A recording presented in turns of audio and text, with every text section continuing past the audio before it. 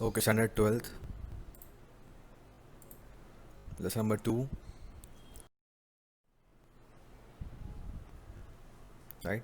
Coordinating हम लोग कर रहे हैं पेज नंबर 25 पे। फर्स्ट 3 पॉइंट्स हो गया। थर्ड पॉइंट हो गया था लास्ट लेक्चर में, मोटिवेशन बढ़ाता है एम्प्लॉयज़ का of the because of coordinating.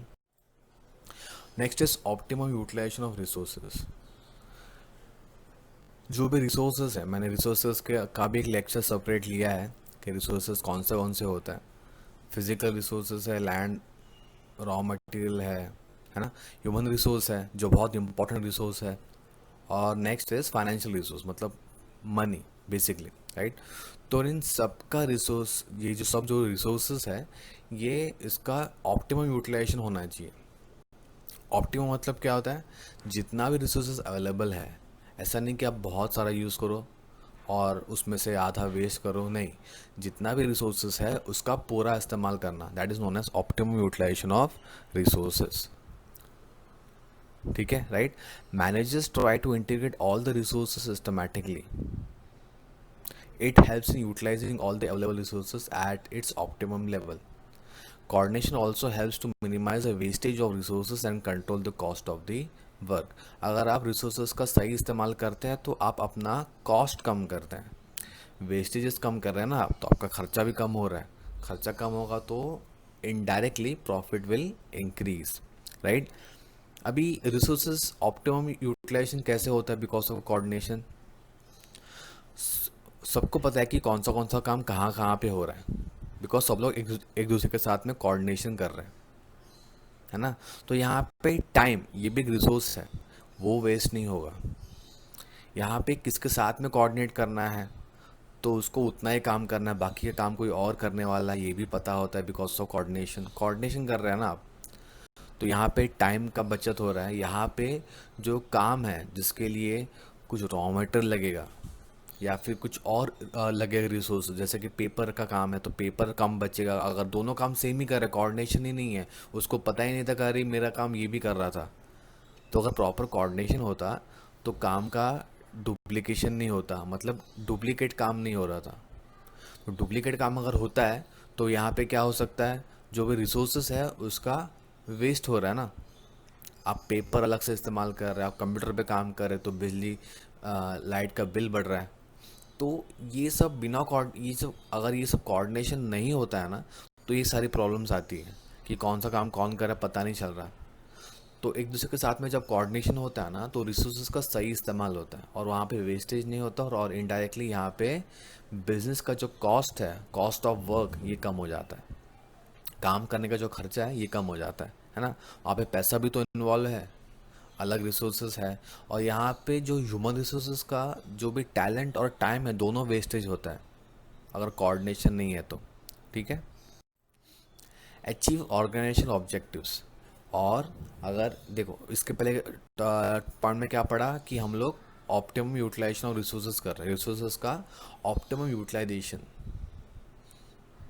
उससे क्या होगा, there will be minimizing of the wastage of the business, जैसे कि मटेरियल्स है, रॉ मटेरियल है, टाइम ऑफ द एम्प्लॉयज़ है ना। और अगर आप टाइम बहुत ज़्यादा वेस्ट कर रहे हैं, जो एम्प्लॉयज़ का बहुत प्रेशियस होता है, और बिजनेस का भी time is equal to money, अगर आप वो वेस्ट कर रहे हैं तो यहाँ पे कुछ काम में डिले होगा, काम में डिपार्टमेंट के अंदर फिर झगड़े होंगे अगर कोऑर्डिनेशन बराबर नहीं है तो, राइट। साथ ही साथ में वेस्टेज भी हो रहा है, टाइम का भी लॉस हो रहा है, जो अपना जो काम है वो भी डिले हो रहा है, टारगेट्स है वो बराबर से पूरे पूरे नहीं हो रहे, राइट। तो इसके वजह से क्या होगा, इसके वजह से जो जो ऑब्जेक्टिव्स है वो अचीव नहीं होंगे। अगर ये सब कुछ बराबर से ये प्रॉब्लम को निकालना है तो यहाँ पे coordination is very important. Coordination रहेगा तो यहाँ पे मटेरियल्स का वेस्टेज नहीं होगा, काम का वेस्ट नहीं होगा, टाइम का वेस्टेज नहीं होगा, डिपार्टमेंट के बीच में डिस्प्यूट्स नहीं होंगे। और ये अगर नहीं होगा तो क्या होगा, स्मूथ वर्किंग ऑफ ऑर्गेनाइजेशन। और इससे क्या हो सकता है, जॉब का जो ऑब्जेक्टिव्स है, गोल है, टारगेट है, वो अचीव हो सकता है। ठीक है। 6 point, improves relation. Coordination develops cordial relation between all the levels of management of an organization. है ना, मैंने स्टार्टिंग में बताया था कि कोऑर्डिनेशन के बीच के वजह से बिजनेस के अंदर डिपार्टमेंट्स के बीच में एक हार्मनी डेवलप होता है. Harmony means what? You are doing the work properly without any disputes, conflicts, fights, ये सब नहीं होंगे. शांति से काम होगा, पीसफुली काम होगा, डिस्प्यूट्स नहीं होंगे. बिकॉज सब लोग के बीच में कोऑर्डिनेशन है. कोऑर्डिनेशन की वजह से रिलेशन इम्प्रूव होता है बिटवीन द एम्प्लॉयज़. जो एम्प्लॉयज़ है या फिर जो डिपार्टमेंट्स है उनके बीच में का जो रिलेशन है वो इम्प्रूव होता है और अच्छा बेहतर होते जाता है.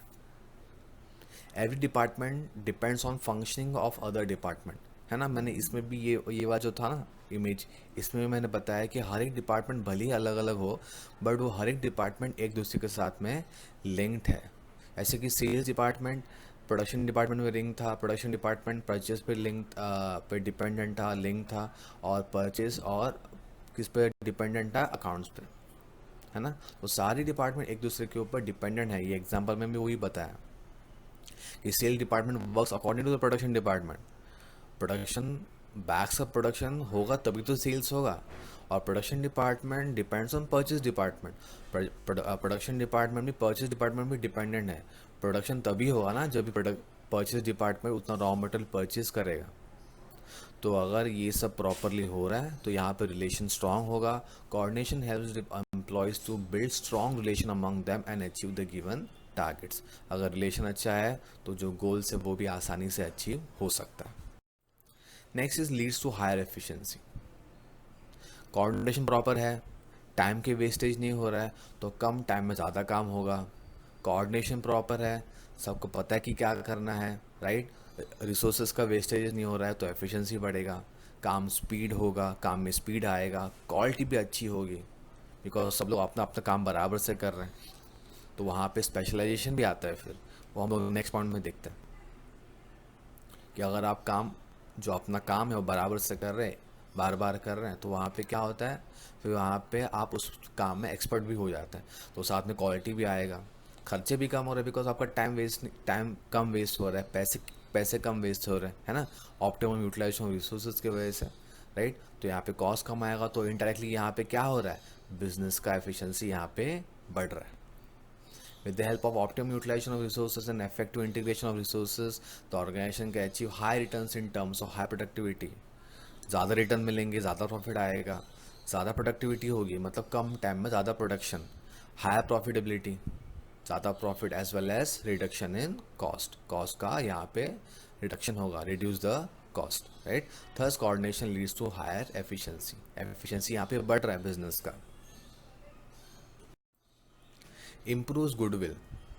अगर आपके काम अच्छा है तो गुडविल बढ़ेगा. अगर आपका बिजनेस डेवलप हो रहा है तो यहाँ पे गुडविल बढ़ेगा, right. Higher sales and higher profitability can achieve due to synchronize efforts of organize people, strong human relations and lower cost. It directly results into creating goodwill for organization in the market, right. Higher sales and higher profitability. Sales अच्छा है, profit ज़्यादा है, सारे और ये सब क्यों हो रहा है, because of synchronize efforts and organizational people, strong human relation and lower cost. जो हमने जो पहले पढ़ा था इस चीज़ की वजह से, है ना. Synchronize effort, coordination, human relation अच्छा हो रहा है, कॉस्ट कम हो रहा है, जिसकी वजह से क्या होगा, सेल्स बढ़ेंगे, प्रॉफिट बढ़ेगा. और इसके वजह से क्या होगा, it direct results in creating goodwill. Goodwill यहाँ पे बढ़ेगा. गुडविल मतलब क्या, आपका नाम बढ़ेगा, यहाँ पे आपका रेपुटेशन बढ़ रहा है, राइट. और अगर गुडविल बढ़ रहा है तो आपके जो समझो आपका समझो शेयर आप अगर इशू करते हैं मार्केट के अंदर तो शेयर का प्राइस भी बढ़ रहा है, मार्केट वैल्यू बढ़ेगा शेयर का, और साथ ही साथ में सोसाइटी के अंदर आपका एक अच्छा इमेज बनेगा. लोग खुश होंगे, कंज्यूमर और बढ़ेंगे और बिजनेस डेवलप होगा, right. 9 point, unity of direction. Coordination की वजह से डायरेक्शन में भी यूनिटी आता है ना. कुछ पॉइंट सिमिलर है ना. यूनिटी ऑफ डायरेक्शन, भले ही सब लोग काम अलग अलग कर रहे हैं, all the peoples are performing different activities in different departments, but वहाँ पे एक डायरेक्शन होना बहुत इंपॉर्टेंट है बिकॉज सबका एक कॉमन गोल होता है ना. हमने एग्जांपल क्या लिया, इंक्रीजिंग सेल्स ऑफ बैग्स, सबका टारगेट एक ही है, गोल एक ही है, बट सब लोग काम अलग अलग कर रहे हैं, है ना, राइट। सो यहाँ पे कोऑर्डिनेशन की वजह से एक डायरेक्शन आता है। Unity of direction means what, सब लोग एक ही दिशा में जा रहे हैं, है ना, right. Thus coordination gives proper direction to all departments of the organization. Specialization, if everybody is doing their own jobs, और सबको मालूम है कि मेरे को ये काम करना है, और वहाँ से कोऑर्डिनेशन भी हो रहा है, तो उसमें कि उसको ये भी पता कि सामने वाला काम क्या कर रहा है, तो वो उसके साथ में कोऑर्डिनेशन करेगा, राइट। अगर यहाँ पे सारे लोग अपने अपने काम बराबर से कर रहे हैं और वो रोज़ कर रहे हैं, जैसे कि मैंने पहले पॉइंट में भी बताया कि सब लोग अपना अपना काम जो कर रहे हैं प्रॉपरली कर रहे हैं और रोज़ कर रहे हैं, दे बिकम एक्सपर्ट्स, वो एक्सपर्ट बन जाते हैं अपने कामों में। और फिर यहाँ से क्या आता है, स्पेशलाइजेशन। ये थोड़ा सा डिफरेंट पॉइंट है, right? So everybody does their own work and they becomes expert in their work.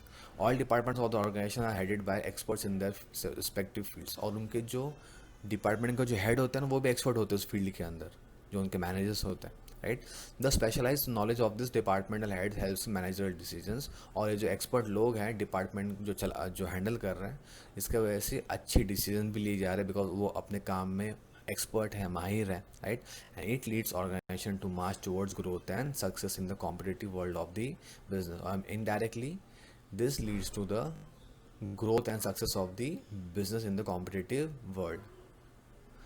यहाँ पे इतना कंपटीशन है बिजनेस के अंदर, मतलब वर्ल्ड ऑफ बिजनेस में, कि आपको यहाँ पे काम बहुत अच्छी तरह से करना बहुत इंपॉर्टेंट है। आपके बिजनेस के अंदर बहुत सारे डिपार्टमेंट्स हैं, वहाँ पे बहुत सारे लोग हैं, अपना अपना काम अलग अलग काम कर रहे हैं, तो सबके बीच में कोऑर्डिनेशन भी होना चाहिए, और सब लोग अपना काम ठीक तरह से करेंगे तो वहाँ पे स्पेशलाइजेशन भी आएगा, तो इनडायरेक्टली यहाँ पे बिजनेस का ग्रोथ हो रहा है, ठीक है, right. So this comes to the topic, end of the topic. So we will meet in the next topic in the next lecture. Till then, thank you.